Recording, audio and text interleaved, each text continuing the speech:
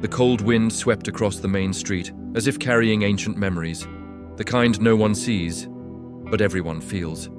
It was early autumn in a small town in the American Midwest, one of those places where wooden houses creak at night and streetlights flicker as if tired of illuminating stories that were never told. The sky was low, heavy, painted in shades of gray, and there was a strange silence in the air. Not a tranquil silence, but that dense, heavy silence that precedes something inevitable. Alexander walked slowly along the cracked sidewalk, his dark coat buttoned up to his neck, his hands buried in his pockets as if trying to hold on to something that insisted on escaping. Each step was calculated, not out of fear of falling, but out of habit. A habit learned in other places, on other soils, far away. Alexander was a war veteran, a veteran of wars that never completely left his body, even after he had returned home.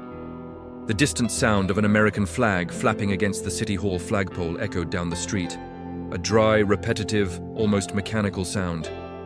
Alexander walked past it without looking up. He knew the flag was there. He always knew. He fought for it. He bled for it. He buried friends beneath it. Yet now, that symbol seemed just another silent reminder of everything that had been left behind. The townspeople knew him only as the quiet man, the war veteran who hardly spoke, the man who avoided eye contact, the fellow who lived alone in a simple house on the edge of town, near the road that led nowhere. Few knew his last name, almost no one knew his story, and for many that was enough to judge him. Alexander felt those stares. He always had.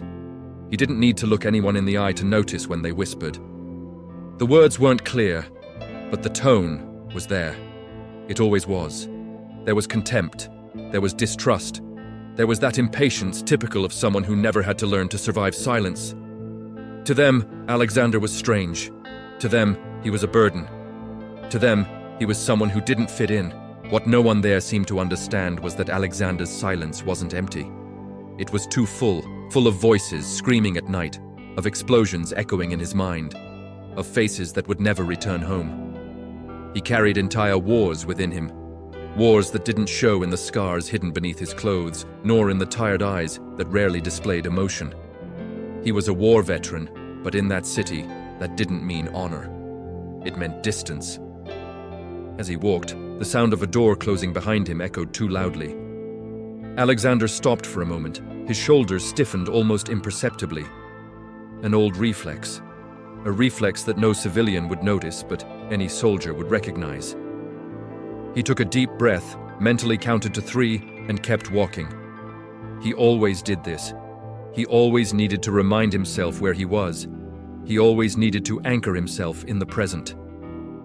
The street seemed too long that afternoon. The windows of the houses reflected his distorted silhouette, as if each reflection showed a different version of himself. In one of them, Alexander saw something that made his chest clench. A family gathered around the table, laughing, talking, sharing something simple and human. The glass reflected his face above that scene, creating an almost cruel image. Two worlds separated by a few centimeters of glass, and by years of war. He looked away. Alexander had returned from the war a long time ago. Officially, his mission was over, but the war had never ended with him. And in that city, in that cold and repetitive routine, he felt he was always on the sidelines, always watched, always rejected. Even by his own family, especially by his own family. They lived there too, not too far away, but close enough that the distance was felt every day. Unanswered calls, invitations that never came, doors that wouldn't open. Alexander knew that, to them, he had changed too much. He knew his silence bothered them. He knew his emotional absences were seen as weakness, as coldness, as something unforgivable. They didn't see the war veteran. They only saw the broken man who had returned. The sky darkened even further as Alexander reached the end of the street. The first raindrops began to fall, slow, spaced out, almost respectful. He stopped under the awning of a closed shop and watched the water trickle down the asphalt, forming small rivers that disappeared into the drains. That simple scene brought a strange feeling of anticipation, as if the world were holding its breath along with him. Alexander didn't know it, but something was about to happen.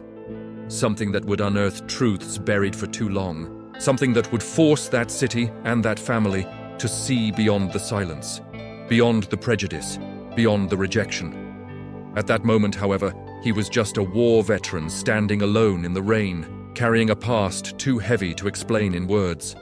A man who had been forgotten by those who mattered most. A rejected man, a man whose truth still remained hidden. For now. And as the rain intensified and the sound of water filled the air, a silent certainty formed. When the truth finally came to light, nothing in that city would remain the same. As the rain fell and Alexander continued on his way in silence, it's worth pausing for a moment. Stories like his exist by the thousands, hidden behind ordinary faces and weary eyes. If this insight has touched something within you, perhaps it's because deep down, we all carry battles that no one sees. By liking this video, you help this story reach other people who also need to be remembered. By subscribing to the channel, you become part of a space that honors forgotten stories and truths that deserve to be heard. Stay with us until the end, because what's still to come may change the way you see silence. Alexander woke up every day before sunrise, not because he needed to, but because his body no longer knew how to sleep in.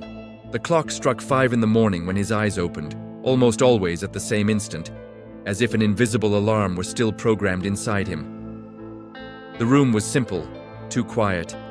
A narrow bed, neatly stretched sheets, a small, worn wooden chest of drawers, and a window through which the pale light of dawn streamed in. There were no photos scattered around, no visible mementos of the past. Everything that truly mattered, or hurt, remained stored inside him. He would sit on the edge of the bed for a few seconds, breathing deeply, letting his heart slow down. Sometimes he would wake to the distant echo of explosions that no longer existed. Other times, to the imaginary sound of voices calling his name amidst the chaos. Alexander was a war veteran, and the wars had learned to follow him to that silent room in the American heartland. The house he lived in was on the edge of town, almost swallowed up by the road that led out of it. It was small, old, but organized with an almost military rigor. Every object had its place. Every gesture followed a pattern. Discipline was the only thing that still gave him a minimal sense of control. He always prepared his coffee the same way, in absolute silence, hearing only the bubbling of the coffee maker and the distant ticking of the clock on the wall. He didn't turn on the television. He didn't turn on the radio. The excess of sounds made him uncomfortable. The silence, although heavy, was predictable. After coffee, Alexander used to go for a walk. Always the same route, always the same steps. The city would slowly begin to awaken, and he would observe everything from a distance, like someone who no longer belonged to that scene. People would pass by him without saying good morning. Some would look away, others would whisper. There were those who stared at him with curiosity, but without the courage to approach. To them, Alexander was an uncomfortable enigma, a man too closed off, a war veteran who didn't fit the heroic image they liked to imagine. He sensed it in the small details, in the supermarket clerk who spoke too fast, as if he wanted to end the conversation quickly, in his neighbor Beverly, who slammed the door shut when she saw him pass by, in the silent, judgmental glances during community events, where he rarely stayed for long. Alexander wasn't hostile. He wasn't aggressive. He simply existed. And for many, that seemed to be a problem. Reintegration into civilian life had never been easy. After years serving as a war veteran in conflict zones, the normal world seemed too confusing, too noisy, too rushed. People complained about small things, talked about problems that, to him, seemed distant from the reality he had lived. Alexander didn't know how to engage in these conversations. He didn't know when to laugh. He didn't know how to pretend everything was all right. He had tried a few jobs over the years, simple jobs, manual labor, places where he could be quiet. But there was always something that didn't work, an unexpected noise, a poorly worded comment, a sideways glance. And little by little, the opportunities would disappear, not for lack of ability. Alexander had skills that few there possessed. But nobody saw that. They only saw the war veteran who was too quiet, too serious, too strange. In the afternoon, he used to sit on the small porch of the house, watching the road. Sometimes Andrew, a boy from the neighborhood, would ride by on his bicycle and wave shyly. Alexander always responded with a slight nod. It was the most interaction he could manage at that moment. Even so, that small gesture brought something different to the day. A distant reminder that there was still humanity there, even under so many layers of silence. The nights were the hardest part. When the sun set and the city slowed down, the past took over. Alexander prepared a simple dinner, almost always the same, and then sat in the dimly lit living room. There was a box stored in a cupboard that he rarely opened. Inside it, objects from the war years, medals, letters, a twisted piece of metal that he never managed to throw away. That box was concrete proof that he wasn't imagining it all, that the wars had been real, that he really was a war veteran, even if the world around him seemed to have forgotten it. Her family was rarely a part of her life. Melanie, her sister, lived in the same city, but their meetings were rare and cold. Short conversations, awkward silences. She didn't know how to deal with the man her brother had become. Charlotte and Carrie, close relatives, avoided contact. For them, Alexander was an uncomfortable reminder of something they preferred not to face. The war had taken part of him away, and no one there was prepared to deal with what had returned. Alexander felt this rejection deeply, but silently. He never complained. He never demanded anything. He simply accepted it, as he had learned to do so many times before. Loneliness, in a way, was easier than trying to explain pains that had no words. He was a war veteran, living among people who had never heard a real gunshot, never held the hand of someone dying, never returned home carrying ghosts. And yet, despite everything, there was something inside him that remained firm. A sense of duty, an invisible code that guided his actions. Alexander might be broken, but he wasn't empty. He watched that city every day, silently, like someone on standby. Like someone who knew that sooner or later he would be called upon again. Perhaps not for a distant war, but for something that would require courage all the same. In that seemingly monotonous routine, something was building. A silent tension. A feeling that this isolated life was about to be interrupted. Alexander didn't know when or how, but the war veteran inside him felt it. He always felt it. And when the moment came, he would be ready, even if no one believed it. Before becoming a war veteran, before the heavy silence and weary eyes, Alexander was just an ordinary boy growing up in a town too small to contain his dreams. He was born and raised in that same American heartland, in a simple house surrounded by ancient trees and streets where everyone knew each other by name. Back then, the world still seemed safe. Time seemed slower. And the future, though uncertain, didn't carry the weight that would come later. Alexander was an observant boy. He wasn't the most talkative in the class, nor the most popular, but he had a keen eye for everything around him. He preferred listening to speaking, to understanding people before approaching them. His father, Edward, was a strict man of strong principles who deeply believed in responsibility, honor, and commitment. Edward was never a man of many words, but each sentence he uttered seemed to carry the weight of an entire lesson. It was from him that Alexander learned the value of discipline, hard work, and keeping one's word. His mother, Beverly, balanced his father's harshness with a nurturing presence. She was the one who perceived the emotions Alexander rarely expressed aloud. She knew when he was worried, when something bothered him, even if he said everything was fine. Beverly used to say that Alexander had a heart too big for a small world. At the time, he didn't fully understand what that meant. Years later, those words would echo painfully.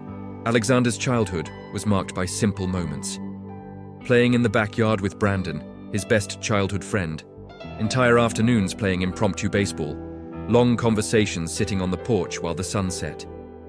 He enjoyed watching the sky, imagining what the world beyond that city would be like.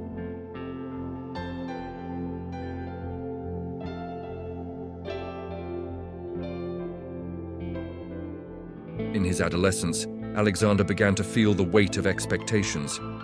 Edward spoke with pride about service, about being part of something bigger than himself. Stories of past generations, of men who had served their country in difficult times, were common at the dinner table. These stories were not told with glamour but with respect, with seriousness. To Alexander, it didn't sound like an adventure, but like a responsibility. Andrew, an older cousin, had enlisted years before and returned a changed man. Quieter, more serious. Even so, there was an almost solemn respect surrounding him. Alexander observed this attentively. He didn't romanticize war, but he sensed that there was something about that path that demanded true courage. Something that tested who you really were when everything was taken away. Before the war, Alexander dreamed of building something solid.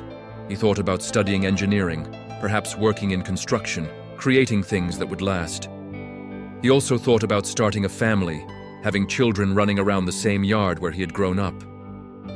He didn't talk much about these dreams, but they existed, carefully guarded, like something too fragile to be exposed to the world. The decision to enlist wasn't an impulsive decision. It came from a slow, silent process, a sense of duty that grew stronger each year. When Alexander finally announced to his family that he would serve, the atmosphere became heavy. Beverly wept silently. Edward nodded, serious but proud. Melanie, still young, didn't fully understand. To her brother was leaving of his own accord. Alexander tried to explain, but words never seemed enough. The night before his departure, Alexander stayed awake for hours. He walked through the house, touching the walls, the furniture, as if he wanted to memorize everything. He sat on the porch and watched the starry sky. He felt fear, but also clarity. A strange feeling that this path, however difficult it might be, was inevitable. He didn't know what awaited him, but he knew he had to go. Before the war, Alexander believed the world functioned in a relatively fair way. That effort was rewarded, that good and evil were easily identifiable. He believed that upon his return, he would be received as someone who had fulfilled his duty. He didn't imagine that the war would change not only who he was, but also how he would be seen by those who remained. When he left, he carried with him the expectations of his family, the values he learned from his father, the silent love of his mother, and dreams that remained intact. He left as a young man full of potential, unaware that he would return as a war veteran bearing invisible scars too deep to be understood by those who never left that small world. Before the war, Alexander was whole. Vulnerable, yes, but whole. The silent man the city knew now had been shaped long before the battlefields, by the choices, values, and dreams of a boy who believed that to serve meant to protect. And in a way, he never stopped believing that, even when everything else was taken from him. War didn't enter Alexander's life abruptly. It seeped in slowly, like a chill that starts at the feet and rises without asking permission. In the beginning, there was training, clear orders, a sense of belonging. He learned to trust the men beside him, to read the environment quickly, to act even when fear tried to paralyze him. Alexander officially became a war veteran the moment he realized that surviving wasn't just about completing missions, but about learning to live with the constant possibility of not returning. The first months on the battlefield still carried a strange mix of adrenaline and focus. The world seemed reduced to objectives, routes, signals, and quick decisions. The constant noise, engines, voices on the radio, hurried footsteps, became the new normal. Alexander adapted as he always did, silently, observing, absorbing. He didn't talk much, but he was attentive, and that often saved lives. Over time, however, the war began to take its toll. The nights were the worst. Even in theoretically safe zones, rest was never complete. The body relaxed, but the mind remained alert, waiting for the next impact, the next mistake, the next scream. Alexander learned to sleep in short intervals, with one eye always open. This habit would stay with him forever. There was one particular day that never left him. Not because it was the most violent, but because it was the quietest afterward. A mission that seemed simple, a quick deployment, a minor mistake, a dry sound in the air. Alexander remembered Brandon's face. Another Brandon, not the childhood friend, but a fellow soldier. Seconds before everything changed, a quick smile, a gesture of trust, then chaos. The world fragmented into dust, muffled screams, interrupted orders. When the silence returned, something had been broken forever. Alexander stood still for a few moments, unable to move, holding the hand of someone who was no longer there. There was no time for goodbyes. There never was. War allowed no pauses for mourning, only orders to move on. And Alexander moved on. He always moved on. But he left parts of himself scattered on that foreign soil. Each loss accumulated like an invisible weight. Friends who never returned. Names he silently repeated so as not to forget. Faces that appeared at the most unexpected moments. Alexander began to understand that surviving also meant carrying the guilt of continuing to live. A feeling he never knew how to explain, but which accompanied him like a constant shadow. The days blended together. Different missions, but the same emotions. Controlled fear, permanent tension. The need to maintain humanity in an environment that constantly tried to strip it away. Alexander made difficult choices. Some saved lives. Others haunted him afterward. He never considered himself a hero, just someone doing what needed to be done. The psychological impact of war didn't come with an immediate collapse. It came in fragments. A noise louder than usual. A sudden movement. A specific smell that instantly transported him to another place. Alexander learned to disguise himself, to quickly recover. Showing weakness was not an option. He was a war veteran in constant training, shaped by the need to resist. There were times when he thought he couldn't go on, times when the weight seemed too much. But then he remembered his family. He remembered Beverly sitting on the porch, Edward talking about honor, young Melanie waving goodbye. These images kept him standing when everything inside him wanted to give way. When he finally returned home, Alexander believed, for a brief moment, that the worst was behind him. He wasn't prepared to discover that the war had learned to travel with him. The battles had officially ended, but the scars remained. There weren't enough visible injuries to explain why he woke up sweating at night, why he avoided crowds, why silence seemed safer than any conversation. As a war veteran, Alexander carried honors he rarely mentioned and memories he never shared. He had learned things no one should learn. He had seen human limits surpassed far too many times. And yet, the world he returned to seemed to expect him to simply pick up where he had left off. The war had transformed him irreversibly. It didn't make him cruel. It didn't make him insensitive. It made him too profound for a hurried world. It made him silent in a place that valued noise. It made him a war veteran who carried scars too invisible to be recognized by those who never had to survive the unthinkable. And so, while the city saw him only as a distant man, Alexander carried within himself entire battlefields, voices that never truly fell silent, and the bitter certainty that some wars don't end when you return home. They merely change form. For years, Alexander's life continued at that quiet, predictable pace, as if each day were merely a controlled repetition of the previous one. He believed, perhaps naively, that if he kept his head down and didn't draw attention, the world would leave him in peace. But life, like war, never respects imaginary trenches. The past always finds a way to resurface. And, in that small town in the American heartland, the call came in a simple and devastating way. It all began on a seemingly ordinary morning. The sky was too clear, too blue, as if mocking the weight that was about to fall upon it. Alexander had just returned from the market when he found an envelope attached to his front door. There was no return address, only his name, handwritten in firm, careful letters. That alone made his stomach clench. Alexander rarely received mail, even less so handwritten mail. He stood still for a few seconds before picking up the envelope. An old reflex: assess, breathe, control. When he finally opened it, he recognized the paper immediately. It was from the government. Not because of the format, but because of the dry, impersonal tone, even when it tried to sound respectful. The letter was about a public hearing in the city, related to an old plot of land that had been used as a community shelter and was now to be demolished. The detail that made Alexander's heart race was the address. That place wasn't just an abandoned building. It was a frequent meeting point for veterans, an improvised space where men like him, forgotten by the system, found shelter during the harsh winters. His name was listed as a relevant witness. Alexander folded the letter slowly, His fingers trembled, almost imperceptibly. He knew what it meant. He knew that somehow his past was being pulled back into the city center, into the spotlight, something he had avoided for years. In the following days, the news spread quickly. Comments arose in the market corridors, at the tables of the local cafe, in the hushed conversations of the church.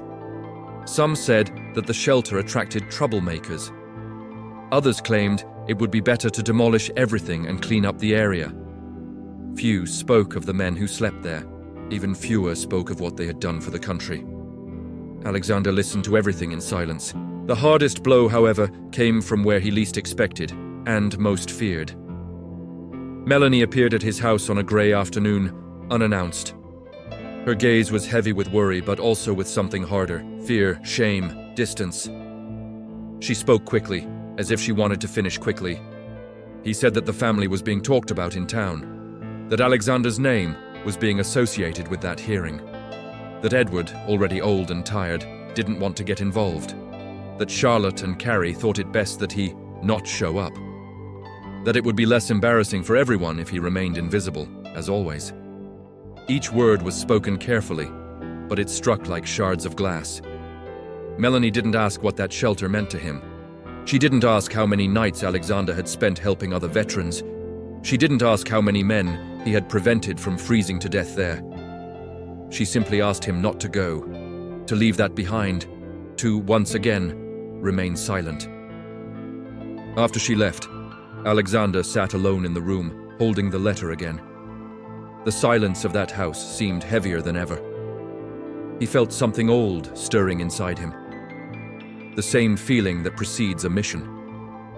A calling that didn't come with a real choice, only the need to act. That night, Alexander went to the shelter for the first time in months. The building was old, dimly lit, but there was life there. Men sat close to each other, exchanging few words, sharing cheap coffee and fragmented stories. Andrew was there. Brandon too. Veterans of different wars, different conflicts, but with the same tired look. When they saw Alexander enter, the atmosphere changed. There was no applause. There were no speeches, only silent respect. They knew who he was. They knew what he had done. They knew he was one of them. Andrew approached and explained what was really happening. The demolition wasn't just about the building. It was about erasing that unsettling presence. About pretending those men didn't exist. About sweeping war veterans out of the city's sight. Alexander listened in silence, feeling the weight of responsibility settle on his shoulders once more. As he left, walking in the cold night air, Alexander understood something he had tried to deny for years. He could hide, but he would never stop being a war veteran. He would never stop carrying a code. He would never stop feeling the urge to protect those who no longer had a voice. The calling event wasn't a gunshot. It wasn't an explosion. It was a choice. The choice between remaining invisible or rising once more. Even if it meant facing his family, facing the city, facing ghosts he'd spent years trying to keep dormant. And as he walked back home, Alexander knew, with the painful clarity that only war teaches, that there was no turning back from that path. Something had been activated within him. Something ancient, something dangerous, something necessary. The war had taught him many things, and one of them was simple and cruel. When the call comes, ignoring it costs more than answering it. Alexander spent the night awake after that visit to the shelter. It wasn't ordinary insomnia, but an ancient, almost forgotten state of alertness that had awakened within him. His body was tired, but his mind functioned as in the old days, analyzing possibilities, anticipating risks, evaluating consequences. He knew that, from that moment on, any decision would have a cost.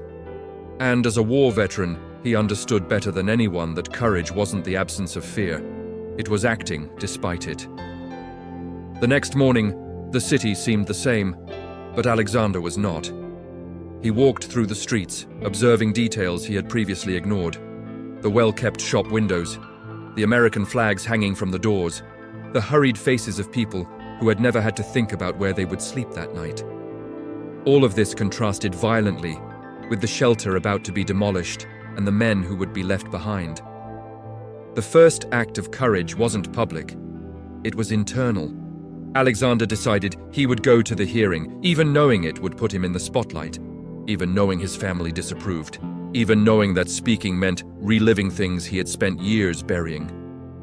He didn't tell anyone. He simply made the decision. Like so many others, he had made in silence throughout his life. In the days leading up to the hearing, Alexander returned to the shelter frequently, not as an avowed leader, but as a constant support. He helped organize the space, fixed small broken things, distributed food. Most importantly, he listened. Andrew spoke of his fear of returning to sleeping outdoors. Brandon spoke of nights too cold for an already worn-out body. Other veterans shared fragments of stories they had never told aloud. Alexander absorbed everything. Each account reinforced his conviction. There was something profoundly human about that place. Despite the poverty, despite the abandonment, there was solidarity. Men who had learned in the war to depend on each other were now reproducing that there, far from the battlefields. Alexander realized that this shelter was not just a roof, it was a last thread of dignity. On the eve of the hearing, Melanie called. The conversation was short and tense. She asked him once again not to go. She said the family was worried, that Edward was fragile, that the exposure could reopen wounds. Alexander listened to everything in silence. When he spoke, his voice was calm, firm, almost unrecognizable to her. "I've lived with open wounds before," he said. "Some of them never heal." But that didn't stop me from doing what was right. It was the first time in many years that Alexander had clearly stood against his family's wishes. There were no shouts, no accusations, just a line drawn. A war veteran knows when he needs to take a stand. The day of the hearing arrived shrouded in a heavy atmosphere. The City Hall building was packed, curious residents, city representatives, local journalists. Alexander entered discreetly and sat in the back. He observed everything attentively. The speeches were technical, cold, full of bureaucratic terms. They spoke of budget, urban revitalization, security. No one spoke of people. When the time came for the witnesses, Alexander felt that familiar nervous feeling in his stomach, the same one that preceded risky operations. He stood up slowly. He walked to the front. Each step seemed to echo louder than it should. He felt eyes on him. Some curious, others suspicious, some clearly judgmental. Alexander took a deep breath before speaking. He didn't start with numbers. He didn't start with accusations. He began by telling who he was. He said his name. He said he was a war veteran. He said which conflicts he had served in. He said how many years he had dedicated to the country. His voice was firm, but laden with restrained emotion. He spoke of the shelter as a place of survival. He spoke of the men who were there. He spoke of freezing nights, of hands trembling with cold, of shared coffees as if they were banquets. At no point did he raise his voice. At no point did he plead for pity. He spoke with the silent authority of someone who has faced death too many times to be intimidated by a crowded room. Alexander's act of courage was not just about exposing himself.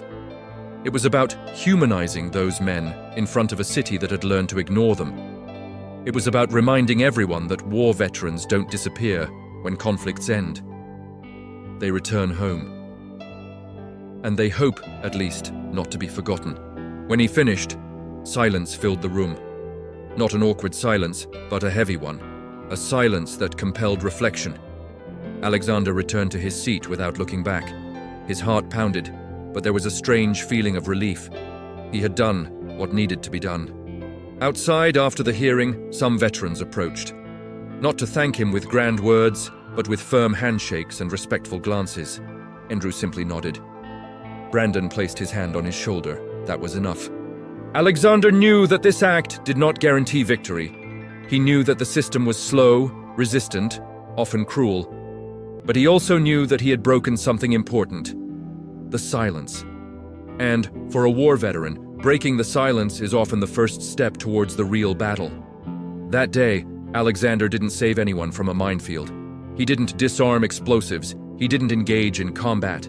But he used everything the war had taught him: discipline, control, courage, and humanity, to fight for something he believed in. And that, for him, was one of the most difficult missions he had ever faced. Returning home that night, exhausted, Alexander felt something he hadn't felt in a long time. It wasn't joy, it wasn't victory, it was purpose. A war veteran had finally found a new way to serve. What Alexander did at the hearing did not go unnoticed. In a small town, nothing goes unnoticed. In the following days, the atmosphere changed subtly, yet noticeably. Gazes lingered longer than they should have. Conversations ceased when he entered a room. There was respect on some faces, but also unease, judgment, and, in certain cases, silent hostility. The greater conflict did not come from a direct threat. It came from the growing weight of becoming visible in a place that had always preferred him invisible. As a war veteran, Alexander recognized that feeling. It wasn't much different from traversing unstable territory, where danger doesn't announce itself, only insinuates itself. He felt it walking through the streets, entering the market, sitting on a park bench. The city seemed divided. Some residents began to see him as someone who brought trouble. Others started questioning old decisions, beliefs too comfortable to be challenged. The shelter became the center of this conflict. The city government did not back down. On the contrary, it announced that the demolition would proceed as planned, citing security issues and real estate pressure. The official discourse was polished, but the message was clear. The veteran's space was a nuisance that needed to be removed. Alexander heard this directly from one of the city representatives in a short and cold conversation. "You've done all you could," they told him. "Now let the authorities take care of it." The phrase sounded like a command, and Alexander felt something old stir within him. In war, he had learned to obey orders, but he had also learned to recognize when an order was wrong. The external conflict began to intertwine with something even more painful: the family conflict. Edward called. His father's voice was tired, heavy. He didn't yell. He didn't accuse. That would have been easier to bear. Instead, he spoke of disappointment, of exposure, of how the family was being talked about, of how after so many years Alexander was bringing the past back. Alexander tried to explain. He tried to talk about the shelter, about the men, about what it meant to be a war veteran forgotten by his own country. Edward listened in silence and, in the end, said something that hurt more deeply than any direct criticism. "Perhaps it's time for you to stop fighting wars that are already over." Alexander hung up the phone, his hand trembling. That phrase echoed within him for days. Because in part, he wondered if it wasn't true, if he wasn't just reliving traumas, clinging to an identity the world wanted to leave behind. The greater conflict became as much internal as external. Meanwhile, the shelter faced immediate difficulties. Donations began to dwindle. Some merchants, pressured or afraid of negative association, stopped helping. Winter was approaching. The nights were getting colder. Alexander saw the despair growing in the eyes of the men who depended on that place. Andrew tried to keep their spirits up, but failed. Brandon started talking about leaving town. Others simply became even more withdrawn. Alexander felt the weight of responsibility crushing him. He had exposed himself. He had raised his voice. And now it seemed that everything was getting worse. As a war veteran, he knew that stage of conflict well. The moment when resistance encounters its greatest opposition, when doubt begins to corrode resolve.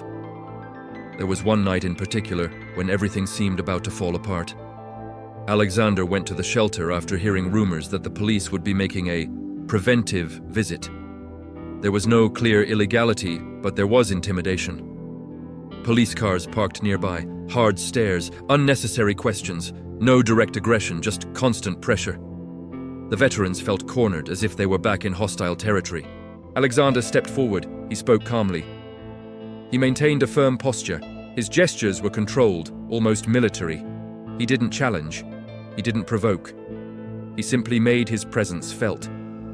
The presence of a war veteran who refused to be intimidated changed the tone of the situation. The vehicles drove away, but left a clear message. They were being watched. After that, Alexander walked alone through the city, feeling the weight of emotional exhaustion. He wondered if he was putting everyone at risk, if his intervention was, in fact, helping. The greater conflict manifested itself as a cruel question. To what extent is it worth fighting when everything seems to conspire against you?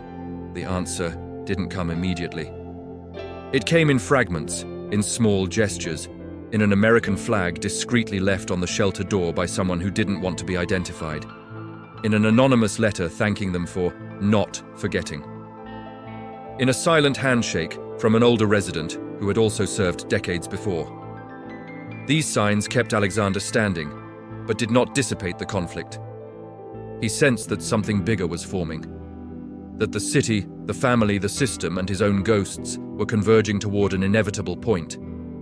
As in the wars he had fought, there came a point where it was no longer possible to retreat without irreparable losses.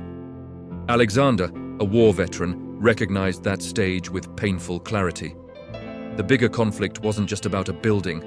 It wasn't just about homeless veterans. It was about recognition, about dignity, about whether a man can be discarded after giving everything. And as winter progressed and the pressures mounted, Alexander understood that the hardest battle was yet to come. It wouldn't be fought with weapons. It would be fought within himself. Between the desire to protect and the fear of losing everything. Between comfortable silence and uncomfortable truth. In war, he had learned that the most dangerous moment is not the first confrontation. It is the one in which hope begins to falter. And Alexander was dangerously close to that limit. The rupture didn't come as a sudden explosion. It came as a continuous, silent, relentless erosion. Just like the most brutal battles Alexander had faced in war zones. There wasn't a single isolated event. There was the accumulation, the weight. The growing feeling that, despite all his efforts, the world kept pushing him to the margins. Winter had finally set in with full force. The nights had become biting, the kind of cold that seeps into your bones and makes your body ache even when you're still. The shelter was more crowded than ever. Men slept close to each other, trying to share warmth and some sense of security. Alexander spent more and more time there, helping as much as he could, but he felt drained. His aging body reminded him daily that he was no longer the same soldier he had been decades ago. It was on one of those nights that everything began to fall apart. Alexander sat in an old chair, leaning against the wall of the shelter, watching the men sleep. The sound of heavy breathing, some low groans, occasional coughs, it all created a rhythm that transported him back to another place, another time. Without realizing it, his mind began to drift away from the cold, dimly lit room. He heard a dry crack, then another. The sound wasn't there, but in his memory, the smell of metal, dust, and smoke invaded his senses with brutal intensity. His body reacted before his mind could keep up. His heart raced. His hands began to sweat. His breath became short. Alexander stood up suddenly, knocking over the chair behind him. For a moment, he was no longer in the shelter. He was on the battlefield. He saw Brandon's face again. His war buddy, not the man from the shelter. He saw Andrew shouting something he couldn't quite hear.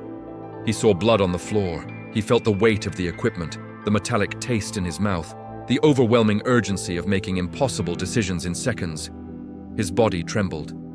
He tried to lean against the wall, but his legs gave way. Alexander, a war veteran, fell to his knees. No one noticed immediately. The collapse was silent, like everything else in his life. He pressed his hands against the cold floor, trying to anchor himself to reality. Trying to remember where he was, trying to breathe. But the memories came in waves, violent, disordered. Distant sounds mingled with voices from the past. Orders, shouts, definitive silences. Andrew was the first to see him. He approached cautiously, recognizing the signs. Other veterans also woke up. No one panicked. They knew. Each of them had been there before, in that dark place in the mind. Andrew knelt beside Alexander, placing his hand firmly on his shoulder. "You're here," he said softly. "You're home." But Alexander couldn't answer.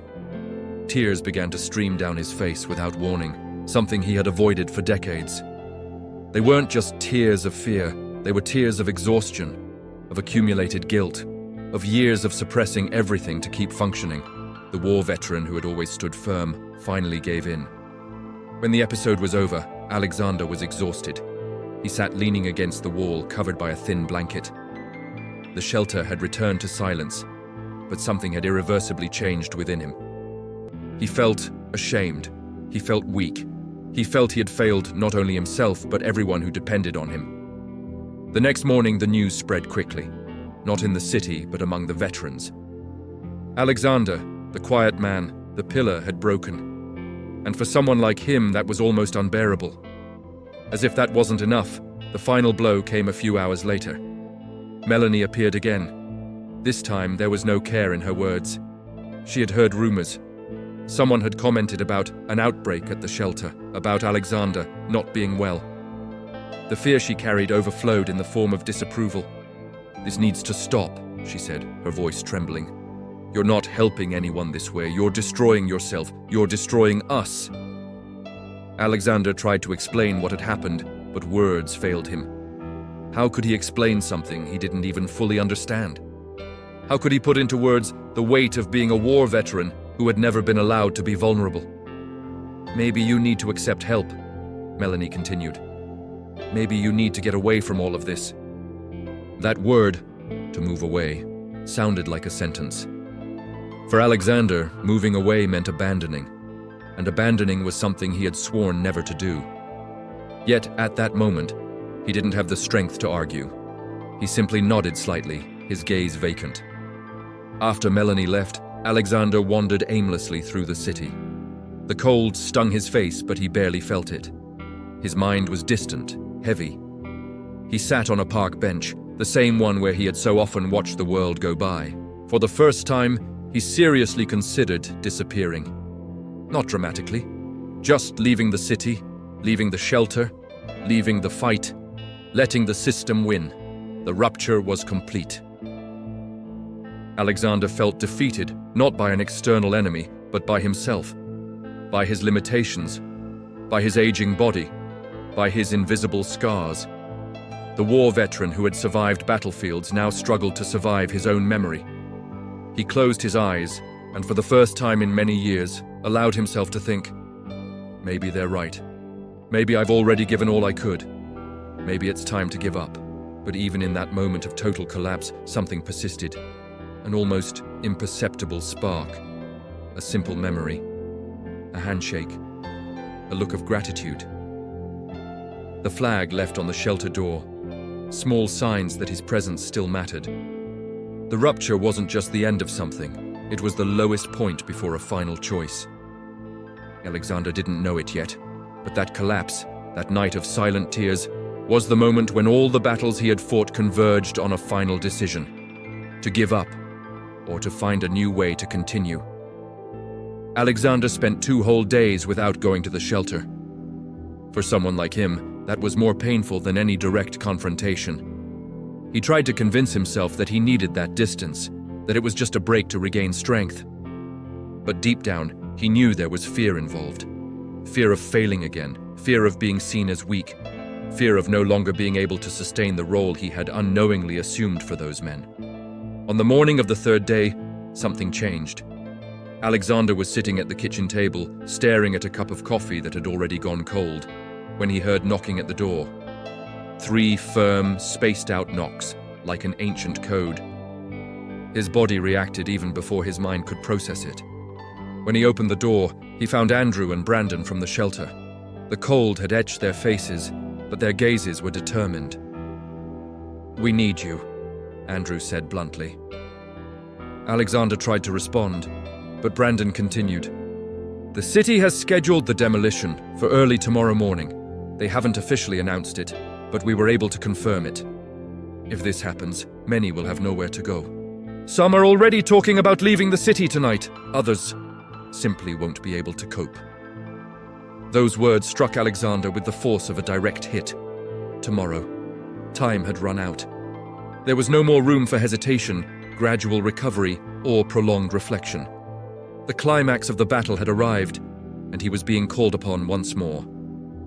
Alexander closed his eyes for a few seconds. He felt the weight of exhaustion, doubt, and recent pain. But he also felt something familiar reorganizing itself within him.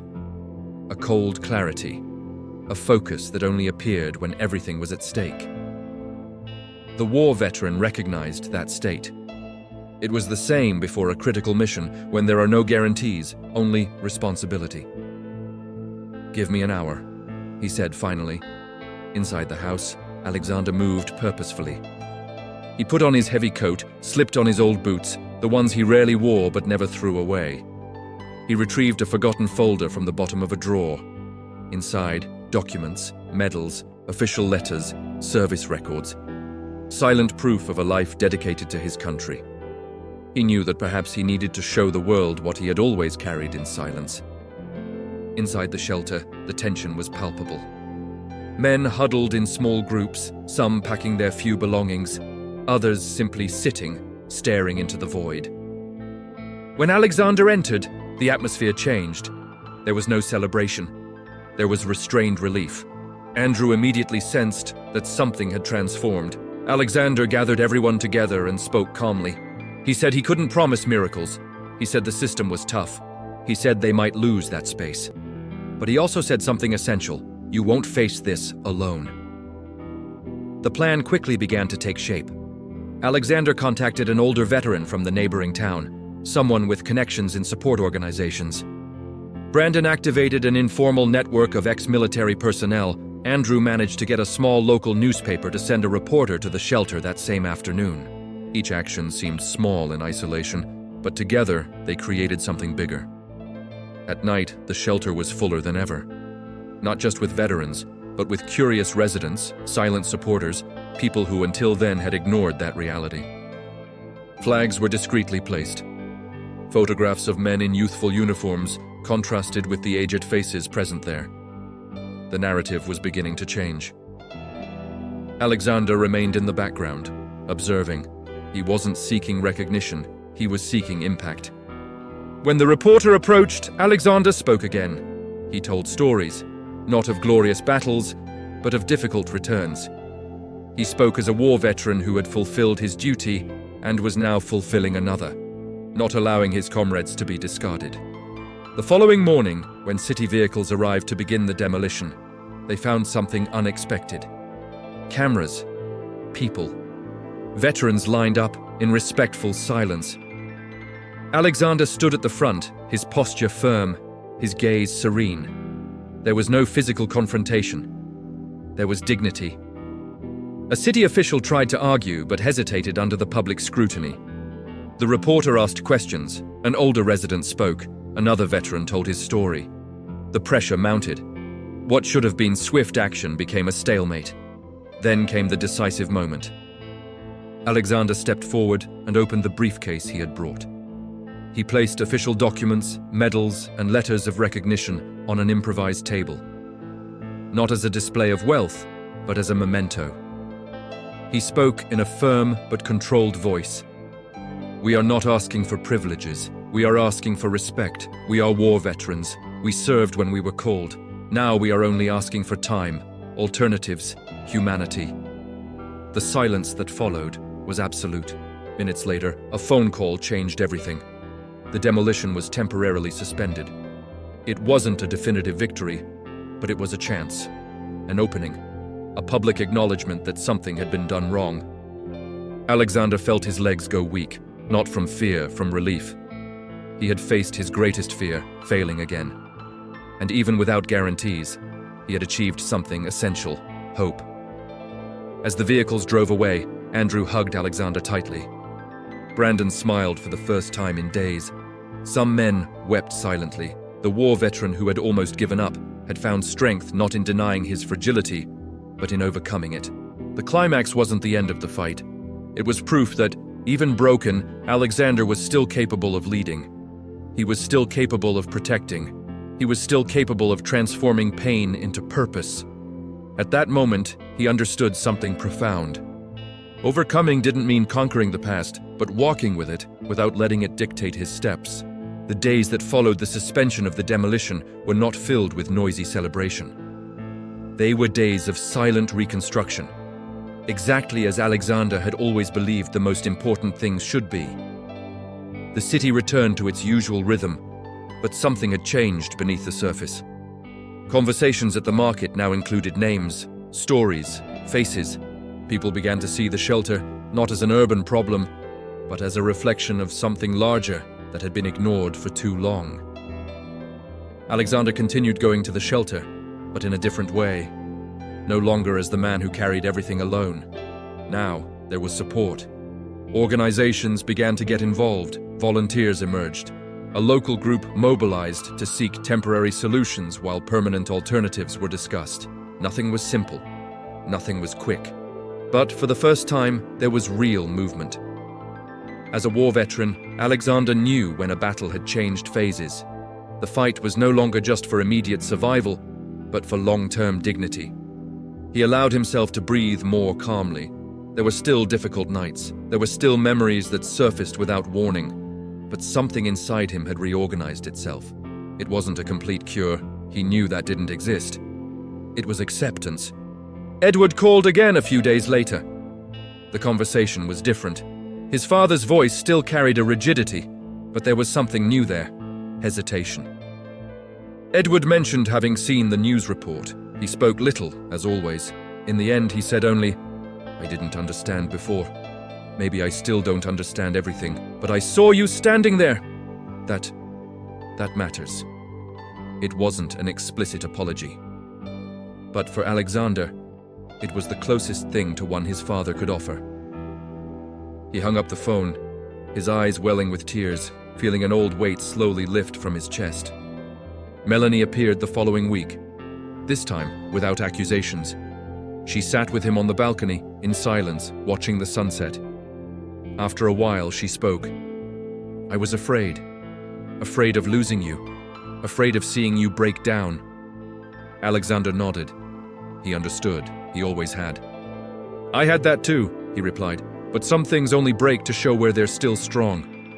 Melanie held her hand. There were no more arguments. Just presence. That was enough. At the shelter, Andrew took on more responsibilities. Brandon helped organize contacts. Other veterans began to actively participate in decisions. Alexander watched with a mixture of pride and humility. He no longer needed to be on the front lines all the time. And that, for someone who had spent his entire life on alert, was a huge achievement. One morning, Alexander walked through the city early, as he usually did. The air was cold, but not hostile. He passed through the square, the market, the houses lined with flags on their doors. For the first time in a long time, he didn't feel like he was just passing through. He felt like he belonged. He stopped in front of the shelter and observed the simple building, marked by time. It wasn't beautiful, it wasn't modern, but now it carried something it had previously lacked: recognition.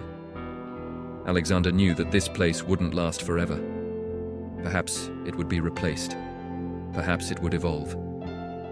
But its existence had fulfilled a fundamental purpose: to remind the city that war veterans are not closed chapters.